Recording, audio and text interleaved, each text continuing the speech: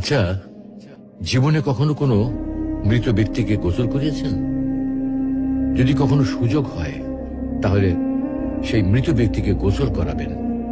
তখন খুব কাছ থেকে দেখবেন মৃত মানুষের দেহটা কতটা অসহায় লাগে, মৃত্যুর পরে মানুষের দেহ কতটা ভয়ের কারণ হয়ে দাঁড়ায়।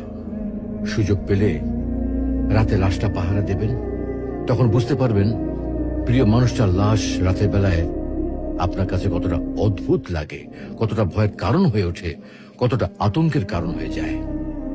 সুযোগ পেলে মৃত ব্যক্তির শরীরে একটু হাত লাগিয়ে কিছুক্ষণ তার স্পর্শ নেবেন।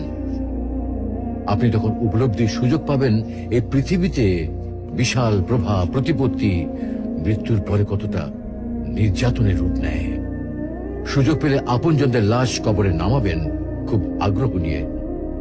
শেষবারের মতো মৃতদেহের মুখটি একবার দেখার চেষ্টা করবেন এবং বারবার উপলব্ধি করার চেষ্টা করবেন এই মৃতদের সাথে অনন্তকালের যাত্রার পথে এটাই আপনার জীবনের শেষ দেখা। সুযোগ পেলে মাঝে মধ্যে কবরস্থানে গিয়ে নীরবে কিছুক্ষণ দাঁড়াবেন।